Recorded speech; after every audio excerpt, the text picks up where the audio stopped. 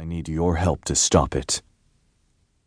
Anne pressed a hand to her breast to still her pounding heart. No, no, no. She wasn't the kind of person who could easily lie or pretend.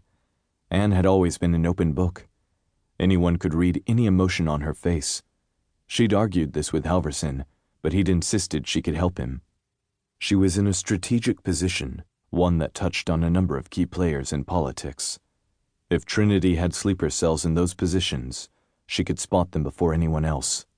Theoretically. Anne hated that Halverson had paid the ultimate price. At the same time, she no longer had to report things she saw or heard, which meant she didn't have to worry that she was being watched or targeted. Until now. Until the text warning her about Trinity. Shooting a glance around the office and the four corners of the room, she wondered if anyone had a webcam recording her every move. She'd gotten good at discovering small audio and video recording devices stashed in telephone receiver units, lights, ceiling tiles, potted plants, and office furniture. She'd made a habit of scouring the room at least once a day.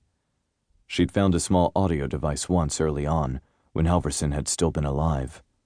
They'd met at a bookstore in Arlington, where Halverson had identified the device and told her about others she should be on the lookout for.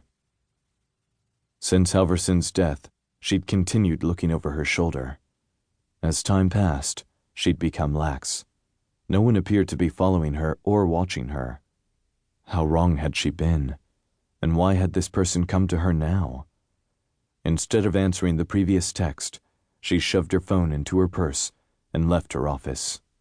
Her heart hammered against her ribs and her breathing came in shallow pants. She was overreacting. That was all there was to it. But who had given out her phone number? And how did they know she'd once been involved with Halverson?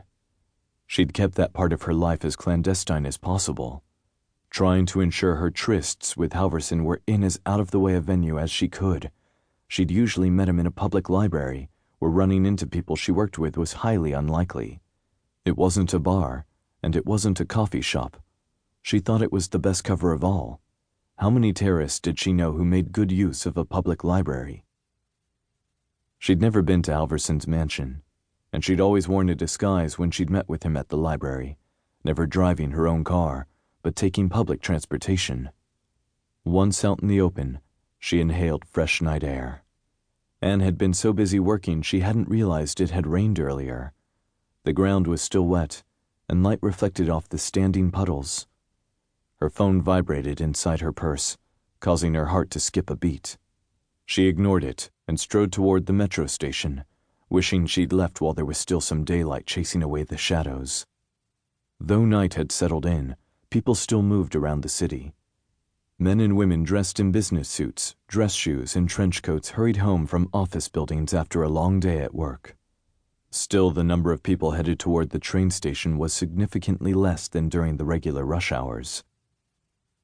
Anne wished she'd worn her tennis shoes to work rather than the tight, medium-heeled pumps that had been pinching her feet since 5 o'clock that morning. Again, the phone vibrated in her purse. She could feel the movement where her purse rested against her side.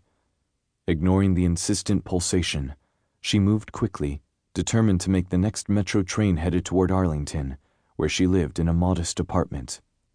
Footsteps sounded behind her. Anne shot a glance over her shoulder. A man wearing a black jacket and jeans strode behind her, less than half a block away. He also wore a dark baseball cap, shading his face and eyes from the street lights he passed beneath. Alarm bells rang in Anne's head. She increased her pace. The man behind her sped up as well. Still a couple of blocks away from the train station, Anne realized the streets had become deserted. The people she'd passed earlier must have hopped into taxis or found their cars in the paid parking lots. Alone and on the street with a man following too closely behind her, Anne couldn't move fast enough. Then she remembered there was a restaurant at the corner of the next street, which now became her new short-range goal. Clutching her purse to her side, she sprinted for the door, her feet moving as fast as they could in heels. She didn't slow to see if the man following her was running too. She only knew she had to get to that restaurant. When she reached the restaurant door, she almost sobbed. It was closed, the lights were turned out, and no one moved inside.